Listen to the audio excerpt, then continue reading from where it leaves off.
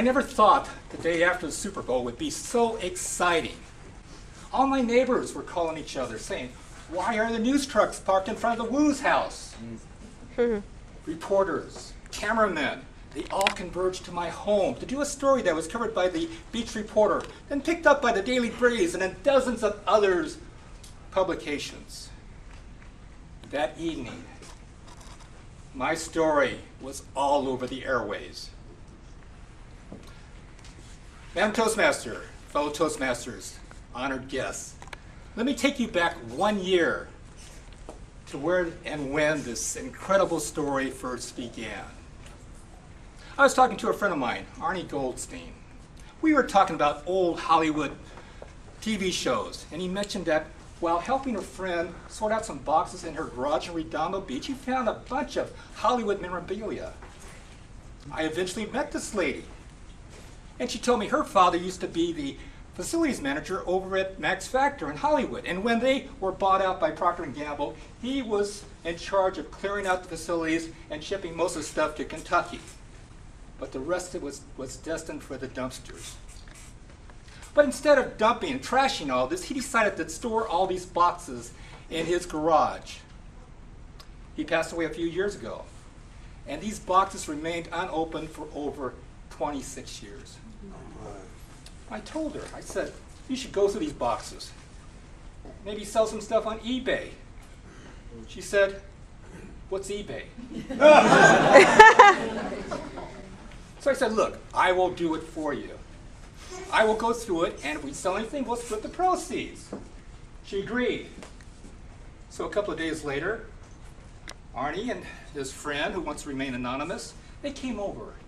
And they brought a van full of boxes. They started storing it in my garage. I said, my God, what did I get myself into? But I started opening these boxes. Soon realized that this was not eBay stuff. This was museum stuff. I mean, there were hundreds of items dating back to the 1920s. Photographs, negatives, manuscripts, cosmetics, office supplies, recordings, everything. They kept everything. This was a time capsule to the early days of Hollywood and to the history of cosmetics. I soon realized that Max Factor was not just a brand name, he was a real-life person. He was a Polish Jew that came over to this country in 1904, went to the St. Louis World's Fair to sell his stage makeup. After that, he came to Hollywood to be close to the motion picture industry. The problem was the stage makeup was too thick and it showed all the cracks and crevices, so it didn't really work well with film. So he created a thin base makeup that they loved. Soon he became the makeup artist of the stars. They wanted him. And then he created lipstick, eyeshadow, rouge. The stars loved it. He created the Hollywood look. In fact, the actresses, they would steal the cosmetic from the studio to sell or give to their friends. So he decided he should sell it. And that was the beginning of the international global giant Max Factor company. While going through the collections, I came across this unassuming envelope. I opened it up, and in it were a stack of personal letters. They were written from Davis Factor, one of his sons, to relatives in Poland, Russia, Austria. And I started reading them, and they were pleasant enough, but as I read them, I soon realized that this was written during the war, during the Holocaust.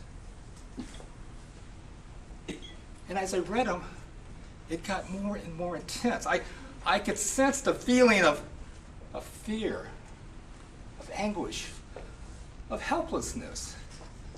I mean, they were pleading with Davis Factor to help them escape the wrath of the Nazis. They were trying to save their property, their wives, their families, their parents, and their kids. I couldn't believe it. I started trembling. Nobody has read these letters in 60 years. And here I was holding them. No longer was the Holocaust just a chapter in the history books or a subject for a movie.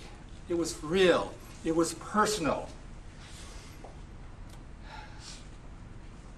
Then I found something.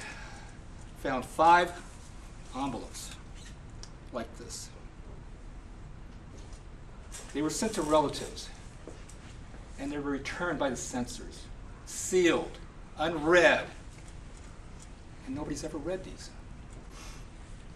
And I can only imagine that they were censored because of family who were already sent to death camps and already destroyed like animals. I will never forget that feeling. It'll stay with me forever. Now, I don't know where this journey is going to take me. All I know, it's been really exciting. As reporters, museum curators, historians, collectors, family members, they've all knocked on my door, wanting to see this amazing collection, wanted to see these letters. And I don't know where this is going to take me. I don't know where this collection's going to wind up. I don't know what's in these letters. And I don't know when or where they should be opened. And I don't know if they should ever be opened. But all I know is that this experience, these letters, have changed my perspective on humanity forever. And that the legacy of Max Factor and the horrific memories of the Holocaust should never, ever be forgotten. Madam Toastmaster.